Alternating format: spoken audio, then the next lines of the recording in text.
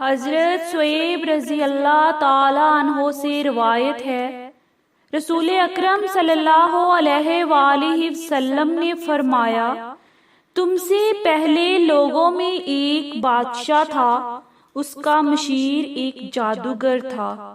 جب جادوگر بوڑھا ہو گیا تو اس نے بادشاہ سے کہا، بے شک اب میں بوڑھا ہو گیا ہوں، ایک لڑکا میرے سپرد کر تاکہ میں اسے یہ جادو کا علم سکھا دوں۔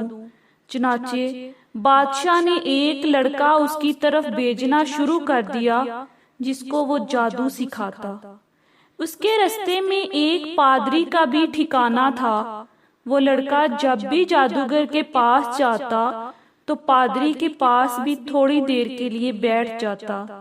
اس لڑکے نے اس کی باتیں سنی تو اسے اچھی لگی، پس وہ جب بھی جادوگر کے پاس جاتا تو پادری کے پاس بھی بیٹھ جاتا۔ جب وہ جادوگر کے پاس آتا تو دیر سے آنے کی وجہ سے جادوگر اسے مارتا۔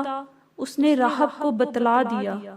راہب نے اس سے کہا، جب تمہیں جادوگر سے مار کا ڈر ہو تو یہ کہہ دیا کرو کہ مجھے میرے گھر والوں نے روک رکھا تھا، اور جب گھر والوں سے مار کا ڈر ہو تو یہ کہہ دیا کرو کہ جادوگر نے مجھے روک لیا تھا۔ چنانچہ اسی طرح دن گزرتے رہے۔ ایک دن لڑکے کے رستے میں ایک بڑا جانور دیکھا جس نے لوگوں کا رستہ روک رکھا تھا۔ لڑکے نے دل میں کہا، آج پتہ چل جائے گا کہ راہب افضل ہے یا جادوگر۔ اس نے ایک پتھر پکڑ کر کہا، اے اللہ، اگر راہب کا معاملہ تیرے نزدیک جادوگر کے معاملے سے زیادہ پسندیدہ ہے تو اس جانور کو پتھر کے ذریعے سے مار دے تاکہ رستہ کھل جائے اور لوگ گزر سکیں۔ پس یہ دعا کر کے پتھر اس جانور کو مارا جس سے وہ ہلاک ہو گیا اور لوگ گزر گئے۔ وہ لڑکا راہب کے پاس آیا اور اسے یہ واقعہ بتلایا۔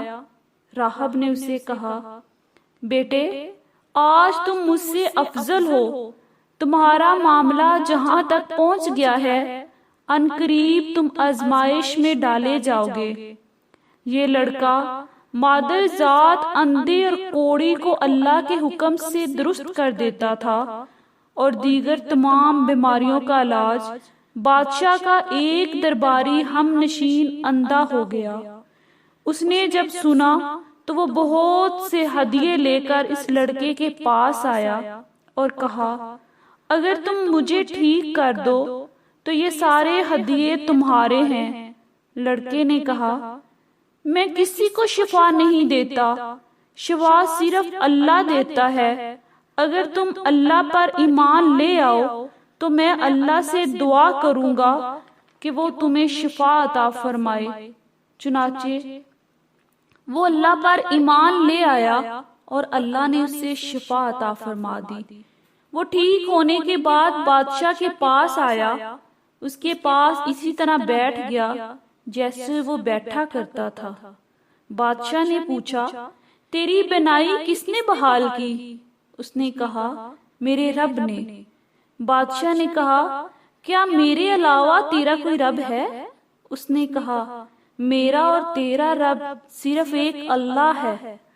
بادشاہ نے اسے گرفتار کر لیا اور سزا دیتا رہا حتیٰ کہ اسے کے لڑکے کا پتہ بتا دیا۔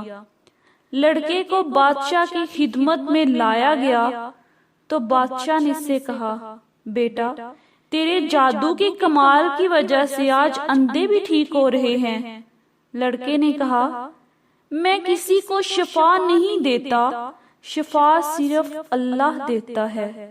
بادشاہ نے اسے بھی گرفتار کر لیا اور سزا دیتا رہا حتیٰ کہ اس نے راہب کا پتہ بتا دیا۔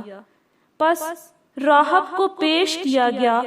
راہب سے کہا گیا وہ اپنے دین سے پھر جائے۔ جب اس نے انکار کیا تو اس کا سر آرے سے چیر دیا گیا۔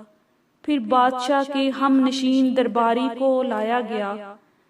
اس سے بھی کہا گیا وہ اپنے دین سے پھر جائے۔ جب اس نے انکار کیا تو اس کا سر بھی آرے سے چیر دیا گیا۔ اس کے بعد لڑکے سے کہا گیا وہ دین سے پھر جائے۔ اس نے بھی انکار کیا تو بادشاہ نے اسے اپنے خاص آدمیوں کے سپرد کر دیا اور کہا اسے فلاں فلاں پہاڑ پر لے جاؤ، اسے اس پر چڑھاؤ، اس سے کہو وہ دین سے پھر جائے، اگر پھر جائے تو ٹھیک ورنہ اسے نیچے پھینک دو۔ چنانچہ جب وہ اسے لے کر پہاڑ کی چوٹی پر چڑھے تو لڑکے نے اللہ سے دعا کی، پہاڑ لرزا جس سے سب نیچے گر گئے۔ پھر لڑکے نے بادشاہ سے کہا کہ تو مجھے اس وقت تک قتل نہیں کر سکتا جب تک تو وہ طریقہ اختیار نہ کرے جو میں تمہیں بتلاؤں۔ بادشاہ نے کہا وہ کیا ہے؟ اس نے کہا تو ایک کھلے میدان میں لوگوں کو جمع کر مجھے سولی دینے کے لیے ایک تختے پر چڑھا، پھر میرے ترکش سے ایک تیر لے کر اسے کمان کے چلے پر رکھ کر یہ الفاظ پڑھ، اللہ کے نام سے جو اس لڑکے کا رب ہے مجھے تیر مار۔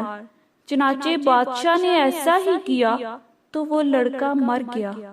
یہ ماجرا دیکھ کر لوگ رب کائنات کی وحدانیت پر سمجھ گئے اور بے اختیار پکار اٹھے، ہم اس لڑکے کے رب پر ایمان لے آئے۔